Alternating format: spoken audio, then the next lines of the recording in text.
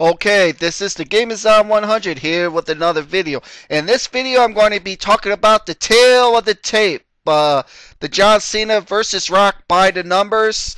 I'm going to be basing by this by WrestleMania's wins and losses, um, championships won, other accolades, and time spent in the WWE.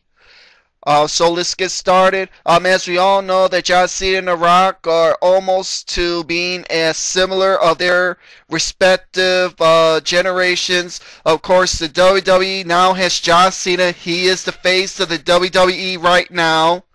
And he's the face of WWE right now in the present time. And in the Attitude Era, The Rock is somewhat, I would say, him and Stone Cold Steve Austin a tie somewhat, but a little more of Stone Cold Steve Austin was being the poster boy of the WWE in the Attitude Era, and The Rock was slightly behind at number 2 behind Austin. So I was crunching up some numbers here, and I came out some very interesting things that I think is going to be very interesting from this, what I'm going to say, by saying that how this will play out. So let's get started. First, I'm going to base off by the WrestleMania wins and losses. Something I surprised at me was that John Cena and The Rock had competed in the same number of WrestleMania events with 8 each. But the win-loss records are a different story. The Rock has an even record at the big event with 4 wins and 4 losses. His wins were over the Sultan, Ken Shamrock, Hulk Hogan, and Steve Austin. His losses were at the hands of Triple H, twice by Stone Cold, and Evolution defeated Rocky and Mick Foley in last WrestleMania appearance in 20. In an interesting note, WrestleMania 20 was also John Cena's first appearance on the grandest stage of them all. Cena has a better record than Rock with 6 wins and 2 losses. His 2 losses came at the hands of The Miz and Randy Orton. His wins were over Big Show twice, Shawn Michaels, JBL, Triple H, and Edge. So when it comes down to getting the victory at WrestleMania, it looks like John Cena has the advantage. Championships won.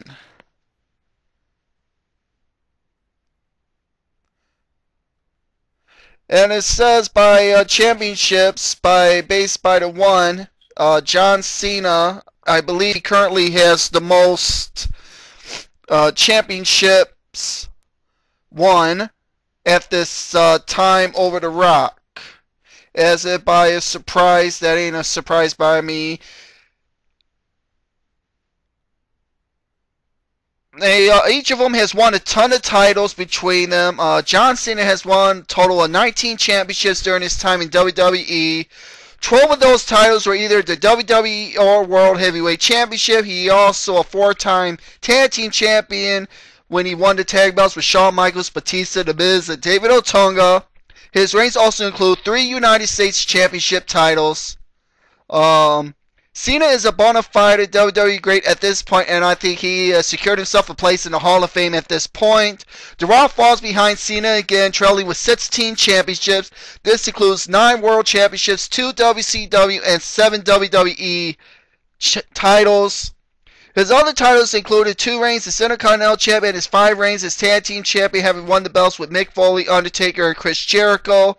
In this category, Cena once again has the Great One beat. Other accolades. These 2 men had incredible careers, but there are many things in WWE that neither man has ever able to do, and that is they never won the King of the Ring tournament, which has been the launching point for many people like Steve Austin, Bret Hart, and Owen Hart. Both men have, however, won the Royal Rumble 1 time apiece. There are a few men who have done this more than once, and only one person to do it 3 times, so winning the match at all is an impressive feat. Neither man ever had the chance to try to knock The Undertaker off the top of the mountain at WrestleMania, which may be because the WWE never wanted either man to look weak. Despite being 2 of the biggest stars in WWE history, neither man has tons of non-title accomplishments to speak of. In terms of Slammy Awards, The Rock has 1 and John Cena has 2, so in that aspect, Cena takes the win yet again. Going into the match, I would say I'm a bigger fan of The Rock. But after doing the research, I noticed that Cena has done more than The Rock ever did. Alright, total time in WWE. I finally figured I examined the length of career. The Rock debuted with the WWF in November of 1996 and wrestled a full time until the end of 2003. This gives him a total for just over 7 years with WWE, which means it comes down to it. It's not that long compared to other legends. John Cena debuted in June of 2002 and has been active ever since, giving him over 9 years with WWE and still counting. There's no question The Rock helped usher in a new era in WWE, but when you examine the careers of Rock and Cena mathematically, it looks like the Great One falls a little short of John Cena. This is no way an indication of Cena being better than The Rock, because that is an opinion that differs with each fan. There are even a few fans out there that hate both guys. I am sure of this, but after seeing these two men have done in terms of numbers, does it make you think any different about either man? So what do you guys think about this? I was doing up some crunching up numbers on this, and I thought this could be a very interesting number. It's based by all this. John Cena has done a little bit more than The Rock, because John Cena has been in the WWE more than The Rock in years wise, but we'll see what happens when they meet at WrestleMania coming up later on this year.